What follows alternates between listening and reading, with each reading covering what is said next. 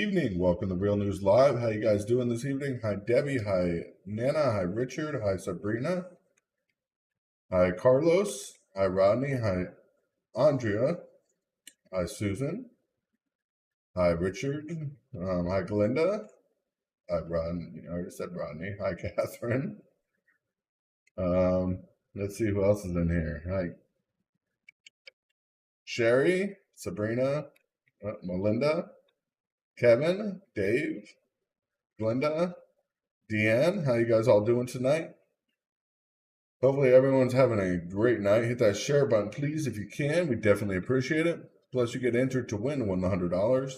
I did a new drawing because the last winner, of course, did not want to take it. So the new drawing, Tobin is the winner. I don't see Tobin here yet tonight, but I imagine she will be here. So when she enters the chat, please give her congratulations and let me know. Got a lot going on out there. From a new variant of COVID, of course.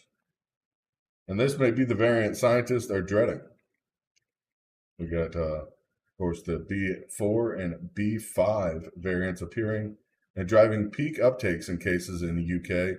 Worryingly, the subvariant seems to partially dodge on any antibodies from past infections or vaccines, making it more transmissible than other forms of the SARS-CoV virus too. Some suggest the new variant have evolved to target the lungs directly, unlike Omicron, which could be very scary if this study does come true. Unusual results, and which usually results in less dangerous infections of the upper respiratory tract, the Omicron variant. But this variant, of course, targeting the lungs will cause more problems. But there's good news amidst the bad. While the cases are going up in the UK, hospitals and deaths are increasing more slowly or even declining so far, which could mean a higher transmissibility of this variant in play, but of course, much less severe cases. What we're hoping for, and we got to keep praying. Of course, the trends and the changes, of course, the decrease in deaths, of course, you got to wait at least 6 or 8 weeks out before we even start to trend death counts and hospitalizations, but they haven't. It's only been about 2 weeks now since this new variant has been discovered. So we'll be following this as it keeps going. I know COVID fatigue. I know everybody's just tired of hearing about it. But it's important to know what's going on in the world and where this virus is and what's happening. As, of course, more people are getting sick. But there may never, in other news, there may never be a new refinery built in America. The title may sound a little bit alarmist or doom for people who are warning about downstream impacts of the Green New Deal. But it's actually quite serious. The statement that there will probably never be a new oil refinery built in the United States came from Mike Wirth, the CEO of Chevron, a person who should know a thing or two about how oil and gas industry works. This is a previously examined reality, but who knew we were heading this way in such quick time? For disastrous shortages of gasoline and diesel are already causing problems. Jet fuel, because the number of oil refineries that have gone offline or have been converted to produce biofuels now on Joe Biden's demand. Now greedy refineries move to turn back the refineries back on and produce more fuel. But after Joe Biden already made these people shut their refineries down, this is where we end up. This is the society we're in. Produce more fuel after switching over to biofuel, and they can't produce nearly enough. It takes a lot of energy, and we're in the heat of summer, the hardest time to produce fuel, and we're seeing it happen.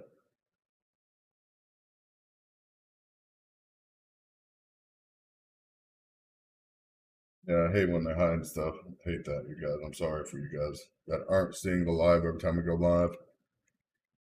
But this is getting crazy with the whole oil refinery and ending fossil fuels campaign. You know, right now, I don't know if you guys know what's happening in Europe. Their natural gas shortage has hit an all-time high, where Europe is shifting back to coal as Russia, of course, restricts more of its gas flow. Nobody's talking about this, but it needs to be talked about. We're talking about producing clean energy and, of course, all this other stuff. But yet we placed so many sanctions on countries that produce cleaner burning fuels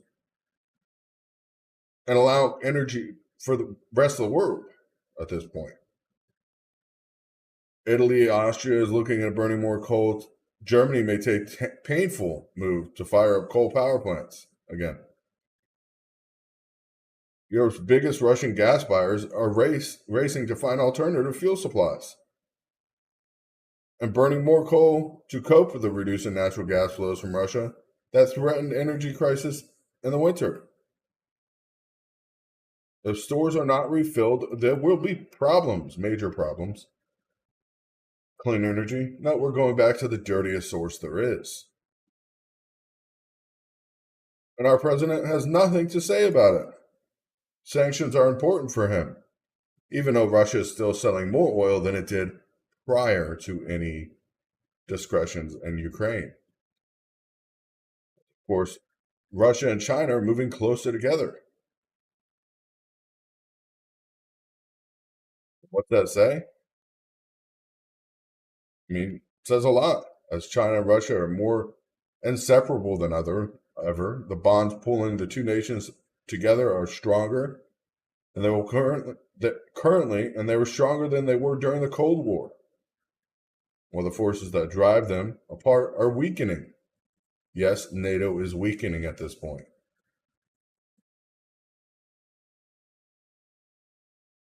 We're seeing what's happening to NATO, and NATO is now questioning whether they should sanction Russia, whether certain countries even want to be involved in anything to do with being against Russia at this point.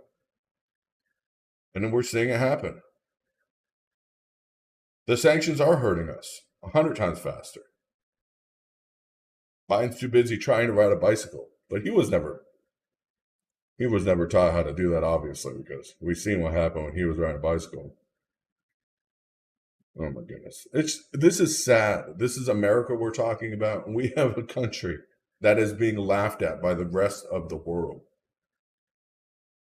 And where the world actually needs help, like in the Eastern Front, we're not helping them. We're sending weapons to Ukraine to continue a war that will never end at this point. Russia and China are buddy-buddy.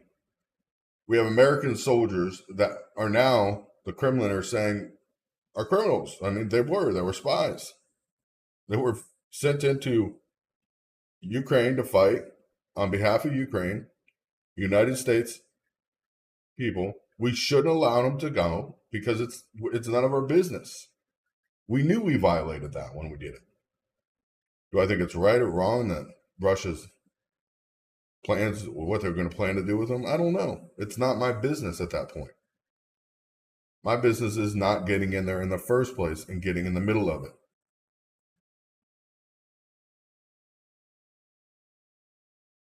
Yeah. Stephen Colbert, of course, was led into the Capitol. And we all think it's a joke. January 6th, of course, was a big disaster. But Steve Colbert going into the Capitol, of course, with his crew, oh, that's no big deal.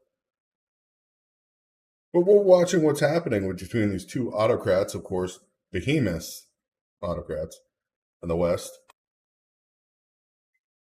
and the greatest global political challenge since the end of the Cold War. So finding some way to break apart U.S.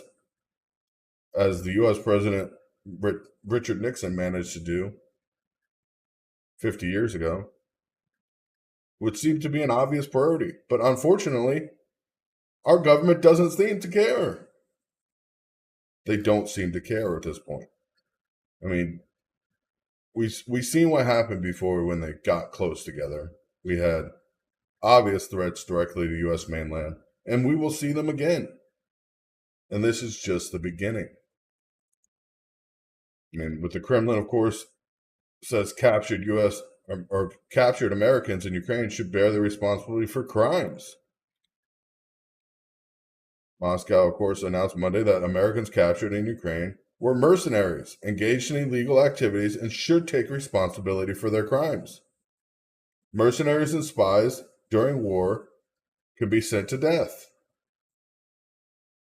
Kremlin spokesperson quoted the saying that detaining men that were not covered by the Geneva Convention, as they are not regular troops. They had shot Russian servicemen and put their lives in danger. It's their fault. And there's no question about that. That is true. Sad to say.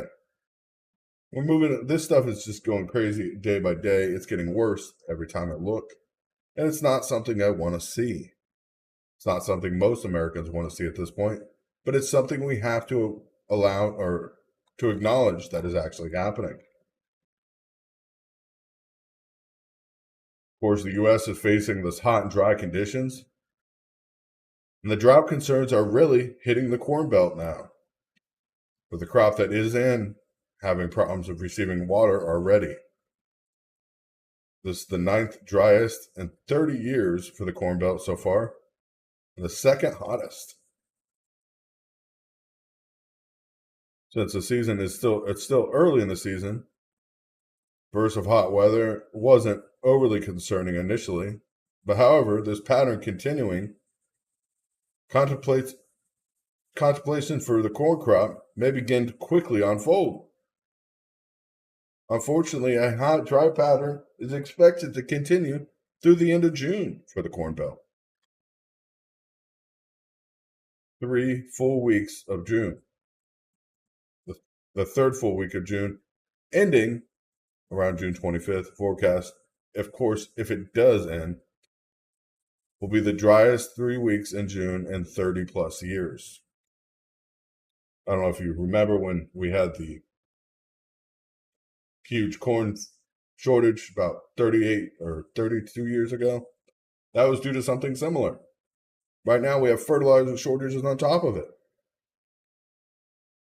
But as hot and dry patterns, of course, linger and the soil moisture depletes, the potential increases for rapid drought intensification, and the threat becomes more daunting as we head into midsummer and the crops enter critical stage of maturity. This is all going to be a big problem.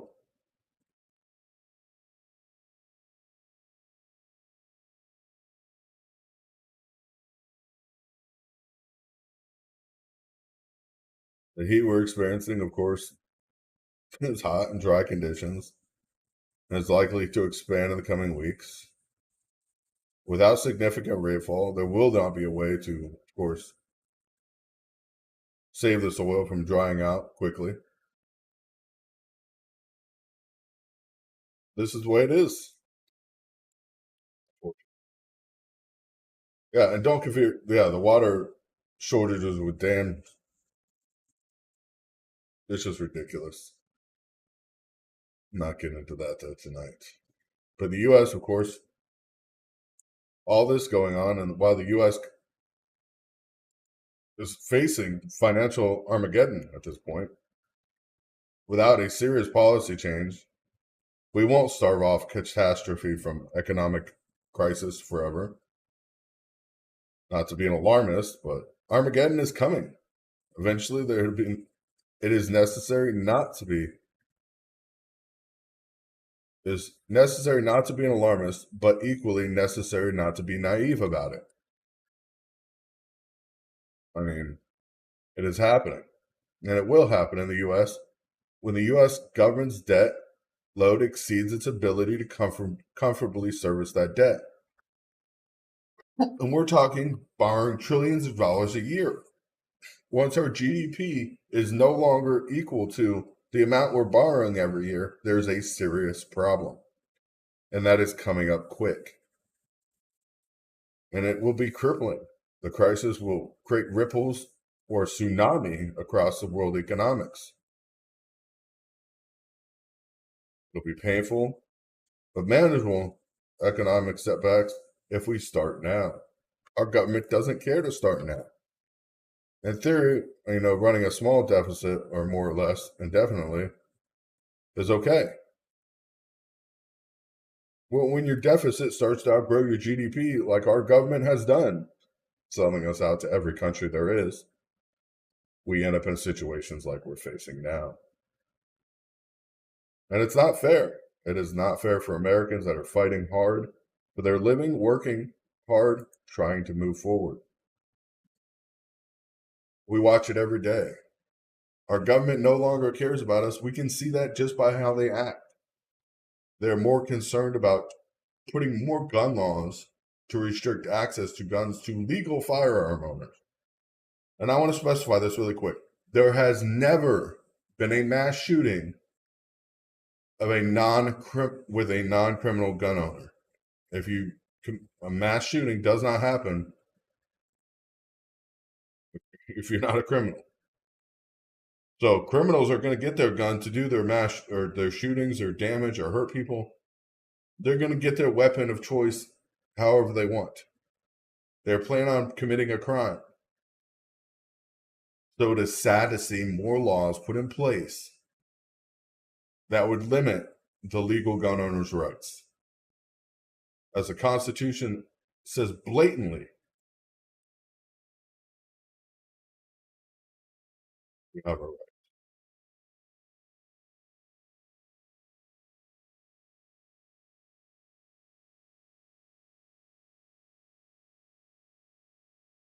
It's looking around, of course, what's happening. A lot of states have received this extra money for infrastructure projects. And looking at the infrastructure they want to do is more trains, transit authority stuff. Nothing to do with fixing the roads or bridges that are way out of date. 90% of America's bridges failing to even pass standard testing. It's a sad point of view that the government no longer really cares about what's happening. Even most of these banks and people speaking out now are saying we're heading towards a recession, and it may be a hard hit recession. Airlines, of course, are laying off more pilots and more everything else for no reason. They're saying they're saying they have a shortage, but laying off pilots at the same time makes no sense. Really, it's more of a fuel shortage issue, and airlines are feeling it. They're having to cancel flights, stop using certain hubs because they can't get fuel into them. Just like this past weekend, we've seen over 4,700 flights canceled. And there were people waiting at airports, waiting for flights they could not get on.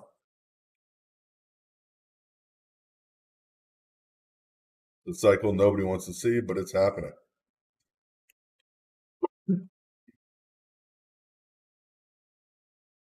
Just watching what's happening around the world is getting worse than everything.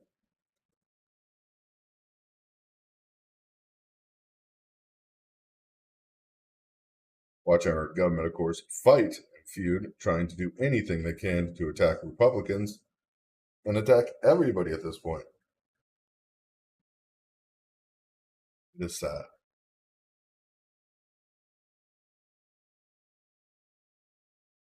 Cruising on your e-bike, Alex. Well, I hope you're having fun out there. It's just crazy what's happening. It is crazy.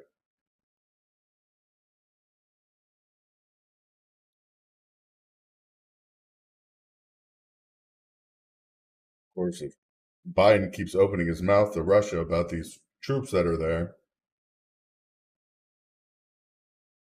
I have a feeling, Kevin, we will be feeling a huge, major fuel shortage when we got our first major hurricane this year. Because as soon as one refinery has to go offline, even for a matter of 3 days, it will affect everybody in the distribution of fuel quickly. So it will be a very quick and precise thing that happens. People will realize what's coming on and what's coming next. So we already have fuel shortages, of course, diesel and airliners are, of course, having a problem finding fuel. Yeah, well, the sun, I don't know if you guys know. I'm going to talk about that real quick, Teresa. The sun had a M3 coronal mass ejection on the 15th. Nobody talked about it, but parts of China and Japan and Taiwan got hit very hard by these coronal mass ejection waves, and they lost radio communications for days. Nobody talked about it. The sun is getting more active. We're expecting more wildfires this year because now we don't do forestry management in a lot more states. Of course, California and Washington State and Oregon were the first few states that didn't want to do forest management. But fires are natural. So if you keep putting them out, you get a lot more problems. Fires naturally burn every year, burning up the undergrowth. If you don't forest management, fires are the natural way of it happening. It burns the undergrowth, keeps the good trees going. But we keep putting out these fires, and it's a drier condition. And we wonder why it's getting worse. And we had passengers stranded everywhere this weekend, even in Atlanta City, over this fuel shortage. Yeah. Why are people talking about the ruble being worth more than the US dollar? A lot more.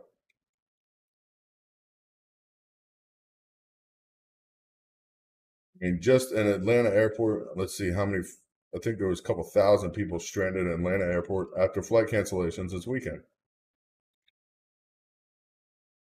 A couple thousand people trapped in an airport because they didn't have enough pilots to fly the planes, because that's what they're claiming. I'm going to stick with that. I do not believe it because there's no way they had no pilots at all at that airport. Yeah, lots of trees need fire, like pine trees. In order to open a pine cone, it requires fire to even to regrow.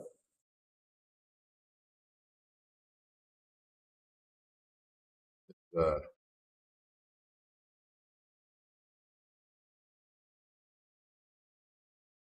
I'm a meat eater. I'll be flying. I don't care. But it's sad. It is sad what we're watching happening in our country, and it's important to understand that now they're trying to go. And I don't know if you know, Texas is again starting to talk about succession from the United States, which we knew was coming because it's on their ballot this year. But what happens? We don't know. Texas Republican Party passed a resolution denying the legitimacy of Biden's victory in the presidential election, and that happened just today.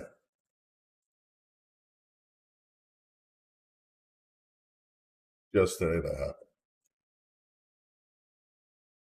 President Joe Biden thinks fixing the gas problem, prices of the gas prices, is giving a federal tax holiday on gasoline, or gas tax. But really, in the long run, what is that? Less tax collected, more debt for the United States government. We got to stop spending money before we start reducing taxes. That's the biggest problem. And I'm going to say it again. We have to stop spending money on frivolous garbage before we start reducing taxes. That's our biggest problem, is a spending problem here in America. It's not a taxation problem. We tax our people more than enough, but we decide to spend 10 times more. And that's been going on for years. You go back throughout the history of our government, you watch the more and more money being wasted every year. And it's not because of population growth or inflation. It's because they decide to add more programs that nobody needed in the first place. to get people dependent upon the government. Once people are then dependent upon the government, then they can't get rid of the program. And that's where we end up like we are today. We call ourselves a democracy, but we're more of a socialistic government than you think. We have food, healthcare, schools are provided free. Those are all things that you can get for free if you don't make enough money. Where does it end? Oh, wait, your housing, you get free. Electricity, water, get free. Now, your internet. Yeah, internet and cell phone is also free. When does it end? Public benefits are great to help out people in extreme need. But the problem is we keep expanding these benefits to anybody and everybody that doesn't want to take a job. That legitimately does not want to take a job. And that's where we end up.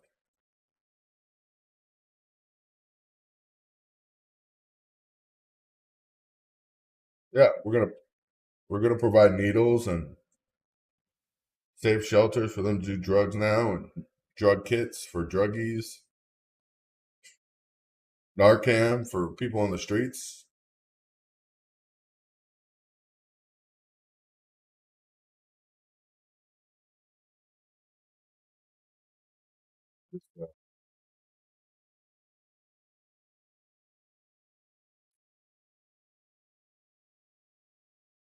Needle exchange is a thing everywhere now. It is a thing everywhere now. It is ridiculous. I'm gonna sign off. God bless you guys. I didn't see Tobin in here tonight, but Tobin, if you watch this later, please contact the page. You are the winner, so please contact us as soon as possible so we can get you out to $100. We definitely thank you for that. We don't thank our president for bringing in more illegal immigrants to help flood the system with more people that need, of course, food, water, shelter, when we have homeless people of our own, people going hungry, and our system is way, way backwards. But God bless you guys. God bless America. Thank you for being here with me. We definitely appreciate it. We will see you tomorrow, or not tomorrow night, Wednesday night at 9:30 Eastern Standard Time. Till then, God bless you and stay safe.